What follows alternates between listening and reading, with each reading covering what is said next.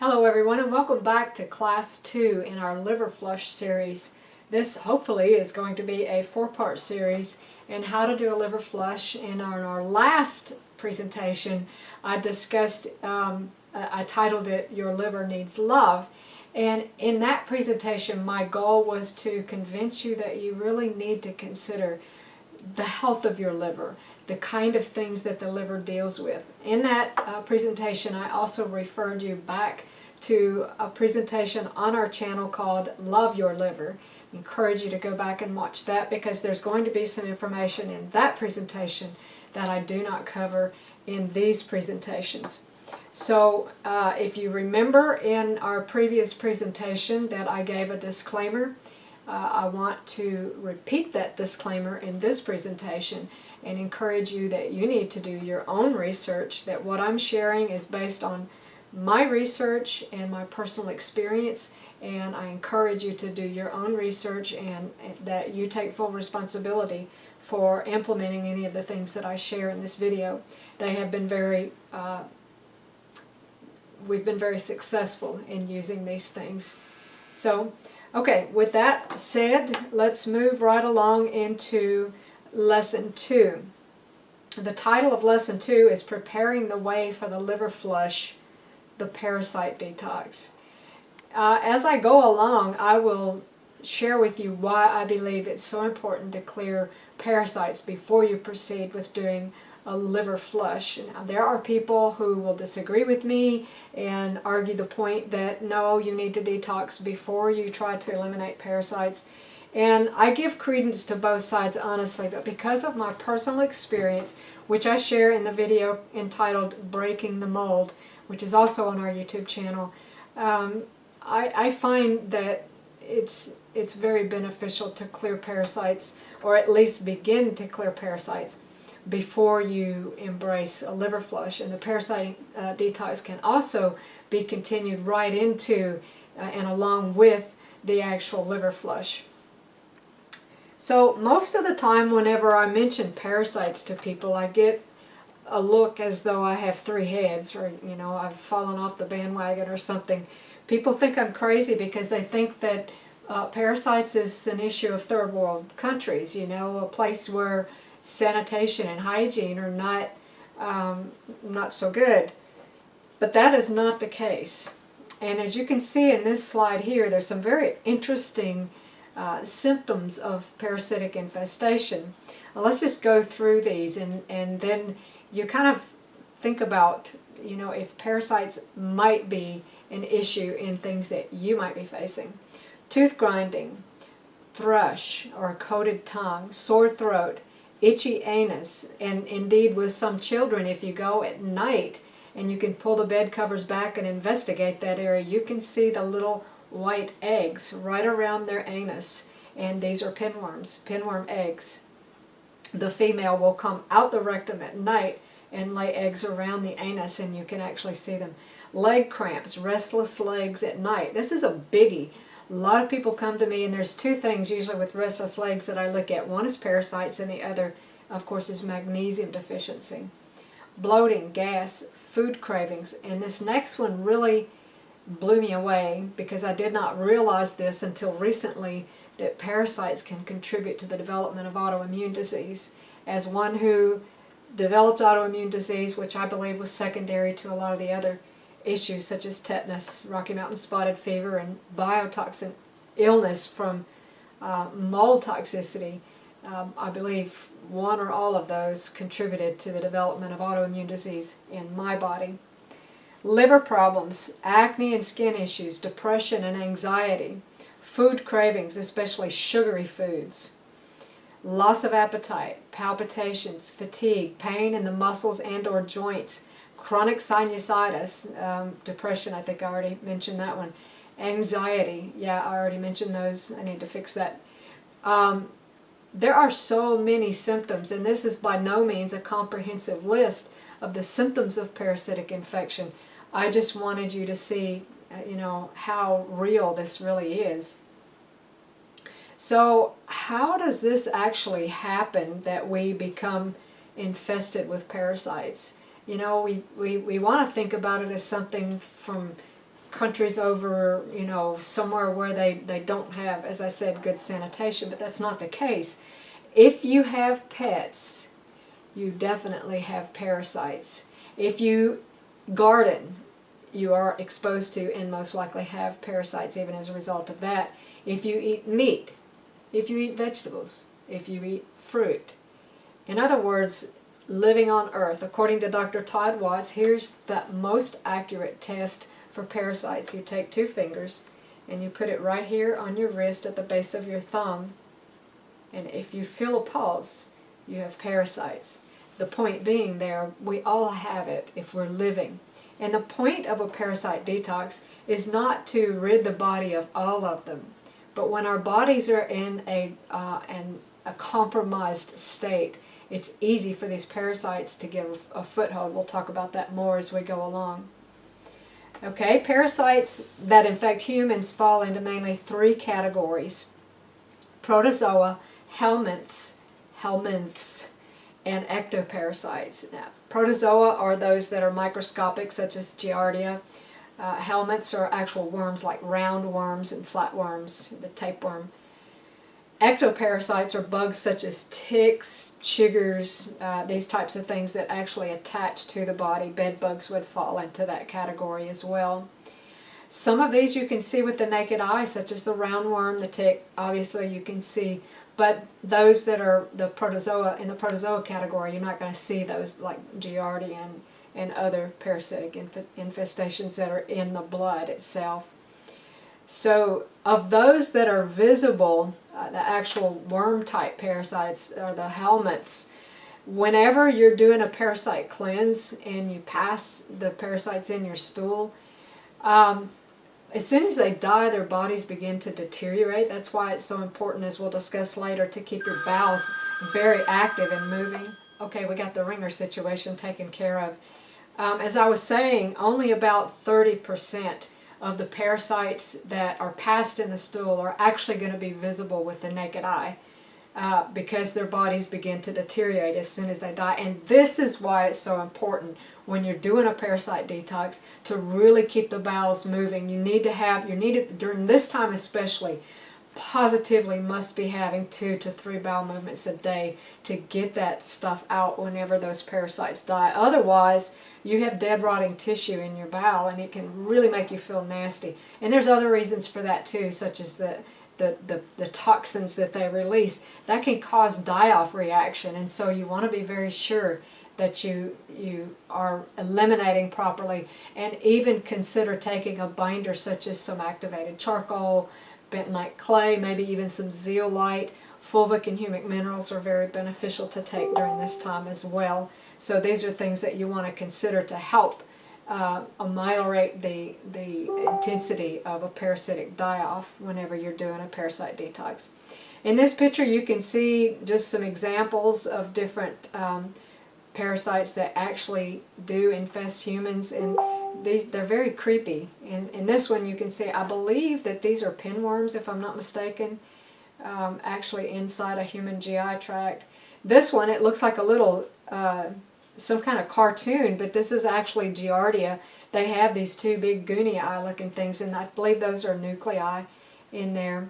And according to Dr. Dan Kalish, this is a lecture that I was listening to last week, and this statistic really kind of creeped me out, that Giardia cysts can live under the fingernails for 6 months. So again, hygiene is a very crucial thing to consider when we're talking about parasitic infestations and preventing those infestations. Parasitic diseases, as you can see in this slide, can either be asymptomatic or they can be debilitating. And I have worked with people on both ends of the spectrum. A lot of people, almost across the board, whenever I do any kind of health counseling with people, one of the things that I ask them is, have you ever done a parasite detox? Because, we have our animals and, our cows and our dogs and our horses and our sheep and our cats and all these things. And we have them on a regular worming schedule. And in years past, our grandparents and their parents did an annual or even a quarterly parasite detox, but we're too clean for that. We don't do that anymore. But, I think that was, again, the wisdom of the elders. So we need to really consider the necessity for a very regular schedule of parasitic detoxification. Symptoms of parasitic infestation can be cyclical, and this is an important point because parasites respond to the gravitational pull of the moon. They're more active during full moon, and we'll talk about that more a little bit later and why that's important. But it's important to know that you can have cyclical symptoms with parasites because they can actually mimic hormonal disturbances. So you can think that, well, you know, my hormones are out of whack, and they may be, but it could be that a parasitic infestation is contributing to that. Whereas, you know, if you would treat that parasitic infestation, your other may actually be mild or even non-existent. The best testing, a lot of people want to do what's called an O&P, ovum and parasite test, which is a stool test. And basically what that is you send in a stool sample, and a lab technician will sit down and smear some on a slide and look at it to see if there's any cysts, eggs, or actual parasites in that slide. Well, the problem with that is multifold. One, it's very dependent, it's very objective. It's dependent on the skill, the attentiveness, the eyesight even of the technician who's actually looking at that. And then another is you may be loaded with parasites, but that little section that they took the specimen from may have nothing in it. And so these tests are notoriously inaccurate. The best test is actually, it's a DNA test, and it's called the GI map test. That is, and you can see if you follow this link here, it will tell you more about that. That test has to be ordered by a practitioner. It's not something that, you know, a layperson can order online. In another lecture that I was listening to by Dr. Dan Kalish, as I mentioned earlier last week, he mentioned that parasites have to be treated before gut dysbiosis. And the more I ponder that, the more sense it makes to me, because parasites can really cause a lot of inflammation. And if you're trying to heal inflammation but you're not removing the cause, you know, it's going to be hard to deal with things. So also another very important point is the diet has to be clean up. We're going to talk about diet a little bit more in just the next slide or two. But you really need to be, and so rather than elaborate on it here, I'll wait till we get to that slide, but we really need to be on a better diet. Also, Dr. Kalish mentioned that if you have an H. pylori infection, that needs to be taken care of before you deal with parasites. There's a strong connection, and I'll talk about this a little bit more in the presentation, between yeast infestations such as Candida, heavy metals, and parasites. They all work together, and I'll talk about that more in a little bit. When your body is compromised from any kind of illness, like for me, I had to deal with Rocky Mountain spotted fever. Of course, that in itself was a parasitic infestation. It's a bacterial, but it was an ectoparasite that infested me with that. It was a tick bite. And so, and anytime you have a tick bite, you're not just getting one disease. You're getting a whole cocktail of stuff that you're then going to have to deal with, which I did. And one of the things that really helped me was taking Alamed, which is a very concentrated garlic substance. Okay.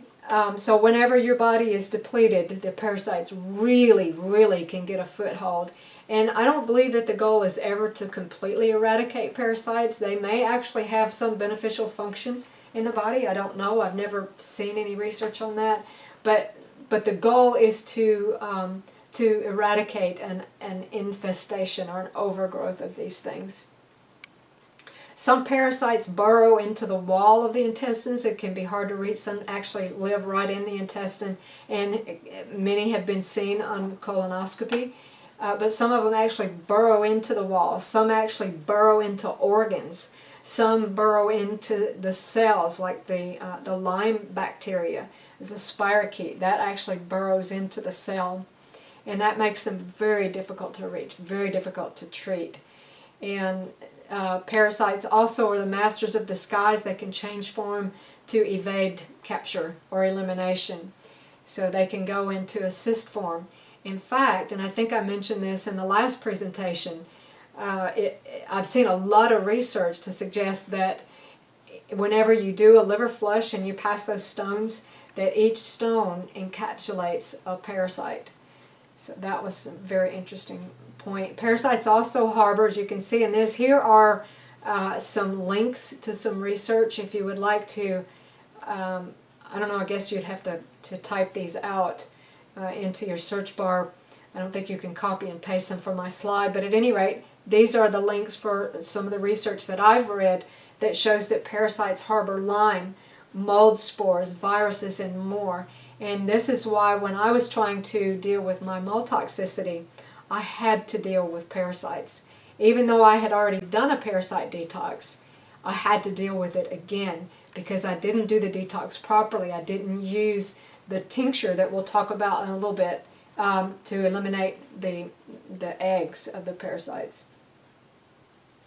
So I repeat again in this slide that there is a very strong connection between heavy metals and candida.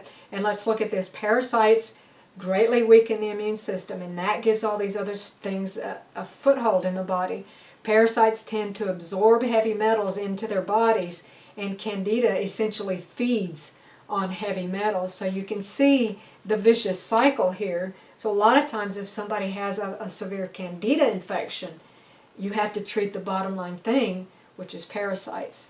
And again, often as you're eliminating these parasites, you're going to be eliminating heavy metals, you're going to be eliminating candida. So you really need to support the body with some good binders, such as charcoal, again, the things that we discussed a few minutes ago. And keeping hydrated, making sure those avenues of elimination are open. The bile is flowing. We'll talk about that in just a little bit.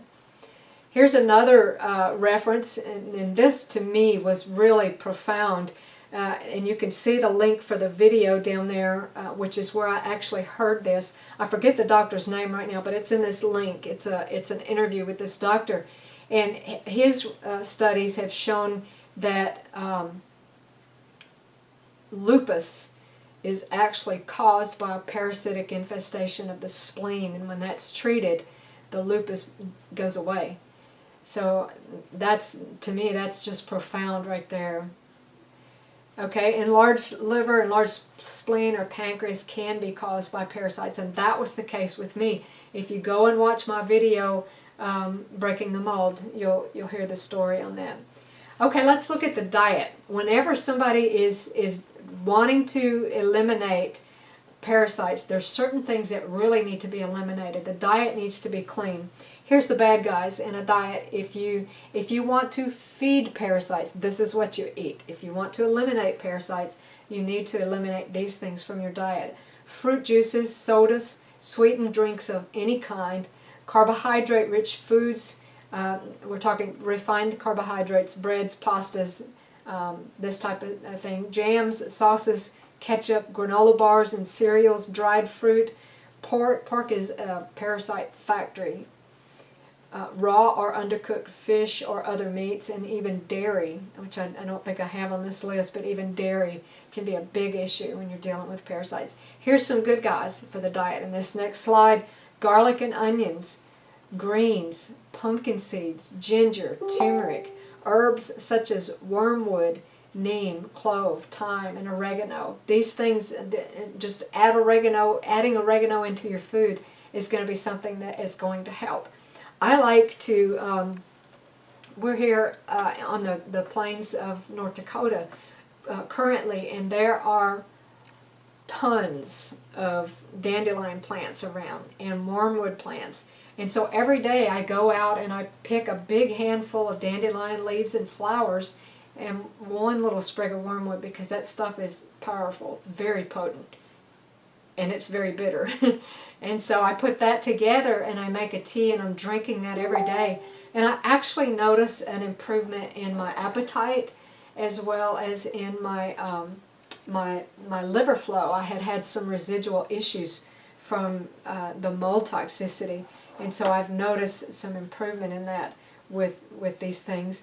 So you can incorporate these things. Make oregano tea, make thyme tea, use the tinctures, just incorporating these things into your diet. You can use the oregano or thyme essential oils in cooking. So which comes first?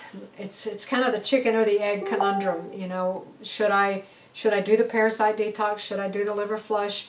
I mentioned in that talk, Breaking the Mold, why I believe that we need to do the parasite detox before a liver flush and even into and along with it. And that's because parasites like to hang out, especially the helminth type parasites, like to hang out in the bile ducts. If that's what happened to me, they plugged up my bile ducts, my liver could not drain, and my liver actually swelled up really big. I ended up with acute hepatitis, and it was very painful. And that's what this slide is about. So I believe that the parasite detox should be done first. Okay, what are the components of the parasite detox? There's a lot of room for variation here, but I will say this. Prior to finding Mimosa pudica seed, I had tried everything imaginable. I had tried the black walnut, I had tried wormwood, and these work well. They do work. But as far as actually seeing parasites that I was eliminating, I had even tried the ivermectin, which everybody's wanting to use that for the virus these days. But I had tried it, and I had never seen anything as effective as Mimosa pudica seed. Again, it's the seed that is so effective. In the islands in Jamaica, I did a presentation on the liver for some folks down there in a camp meeting, and they call it Shame Old Lady. That's the plant. And I used to play with a plant that's related to the Mimosa pudica plant growing up in Alabama as a girl. It looks like a mimosa tree, and the leaves close up whenever you stroke them or touch the leaves. They close up. But whenever I first started taking the Mimosa pudica seed, now we're going to get a little graphic here, okay, but this is real. I passed, after I had been taking it for about 3 or 4 days, and I didn't feel real well, and I didn't understand the issue with die-off and really getting those things out quickly. But about 4 days in from taking the Mimosa pudica seed, I passed what, I don't know if it was a roundworm, I'm not sure exactly what time, but the thing was 3 feet long. And that was disgusting to me. And then probably about 2 days later, I passed another one. A friend of mine told me that was Grandma and Grandpa, because thereafter I passed several that were much shorter, you know, anywhere from 4 inches up to a foot long. And every time I would pass them, I would feel incrementally better. So this is real, you know, and don't think that it's, you know, just a disease of the people who are unclean. It isn't. All of us have these. All of us have to deal with this. Okay? The tincture that we take along with the Mimosa pudica seed. The Mimosa pudica seed, the way that it works, it's kind of twofold. It sort of stuns the adult helminth type parasites, and then it suffocates them, and nothing can get immune to suffocation, so they can't get immune to the Mimosa pudica seed. It always works. And then along with that, we're taking this tincture with I believe what's her name, Hulda Clark, I believe, calls hers Clarkia. It's a combination of wormwood, black walnut hull, and clove. That combination is commonly known as Clarkia. Those are very effective. And right now I'm just, because there's so much wormwood here on the prairie in North Dakota, I'm just adding a little to my tea whenever I drink it once or twice a day. Very bitter. It's not something that you drink for pleasure. But I really do notice a benefit, especially if I take it like maybe 45 minutes before a meal. I'll drink about a half a mug of that warm tea with dandelion and wormwood. That really increases the bile flow. And bile flow getting plugged up and sludgy and thick is what's causing a lot of people not only to develop stones, but all kind of illnesses. People are losing their gallbladders because their bile is not flowing. And that's really not necessary. If you're eating these bitter foods and using these bitter herbs, your bile flow should be fine. Lemon is very good to increase bile flow. Go watch that talk, Love Your Liver. It's kind of a companion that goes along with this presentation. Okay, in this next slide, we have to open the drainage pathways. I touched on this a little bit earlier. If you're constipated, you cannot move forward either with a liver flush or a parasite detox. You have to get your bowels open. And if you need help with that, contact me. I have some recommendations. There are some things that you can do. You can use enemas if it's, you know, a real severe situation. But there's herbs such as senna and cascara and all these different types of herbs that you can use. We need to be sweating. Our sweat pores need to be, we throw off a lot of toxins through our sweat. That avenue of elimination needs to be open. We need to be drinking lots of water. Drink, urinate, drink, urinate. That's going to do a lot towards preventing the development of stones. Deep breathing and eliminating toxins through the lung is going to be very beneficial. Very important to keep a window. And I know in the winter it's a little harder to do, but if you have storm windows, maybe open the inner one and just crack the outer one, even if it's just a fraction of an inch, just enough to let some fresh air in. You really need that, especially in the sleeping room. Very important. Again, the bile flow, we talked about that a little bit. And get the lymph moving. Dry brushing, there's videos on YouTube that demonstrate and discuss how to do dry brushing. Activity, walking, all these things are going to be very important to help the lymph flow. So all of these are vital to get the avenues of elimination open before you start taking these things to eliminate the parasites. So someone with good health usually takes about 90 days to rid the body of parasites. Someone who is ill, someone with a chronic illness, like for me, with all the stuff that I had going on, I had, within a 2-year time frame, I had Rocky Mountain spotted fever, tetanus, biotoxin illness from mold exposure, and along in there, 5 hand surgeries. If you add the hand surgeries, it was over about a 3-year period or so. And so my body was just under a lot of attack and needed a lot of support. And so the parasites really got a foothold with me. And I've been working on eliminating my parasites for over a year now. And I do what's called the Full Moon Challenge, which we'll talk about in just a minute. And I am going to put in the description my actual printout that I have for people on how to do the Full Moon Challenge or the parasite detox. So it says it here in this slide that it can take up to 2 years, and I have been working on parasites for over a year. So parasites, I mentioned this earlier, parasites are more active at full moon. That's when they mate, and that's when they tend to be more active, and it tends to be easier to zap them with your herbs and Mimosa pudica and things like that. Alright, let's just touch on the Full Moon Challenge just a little bit. The day before, the day of, and the day after full moon, we use 4 to 6 capsules of Mimosa pudica seed twice per day. Now, the thing with Mimosa pudica, largely it works by its texture. And so it has to be taken at least 45 minutes away from any other food or supplement.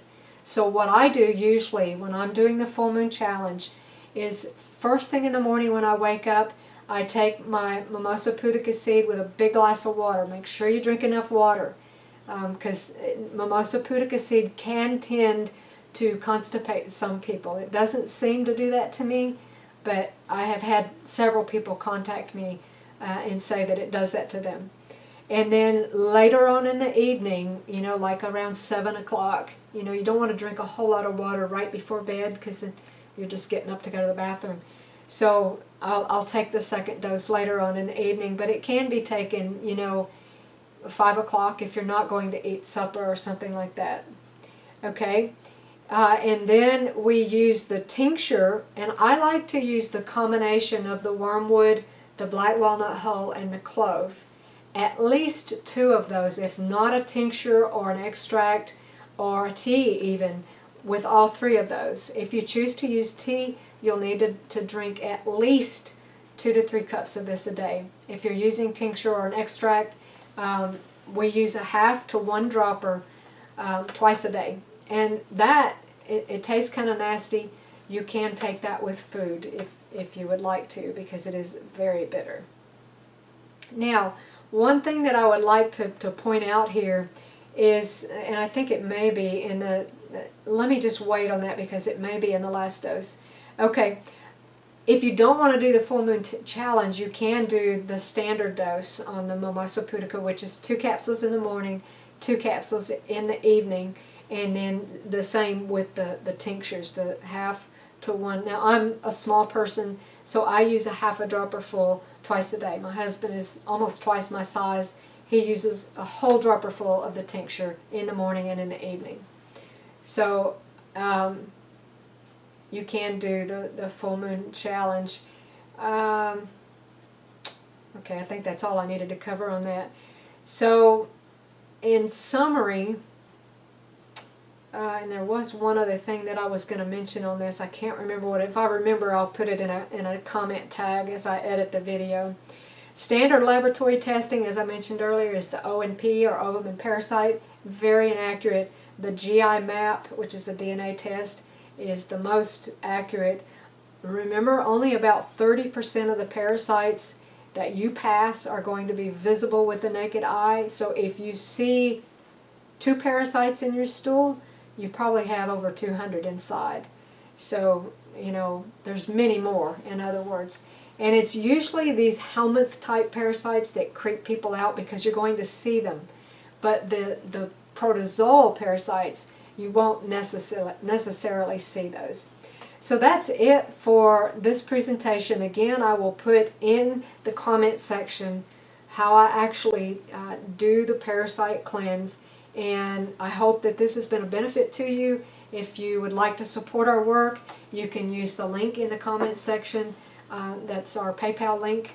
Or you can go to closureforjesus@yahoo.com. That is our PayPal email address, and support our work.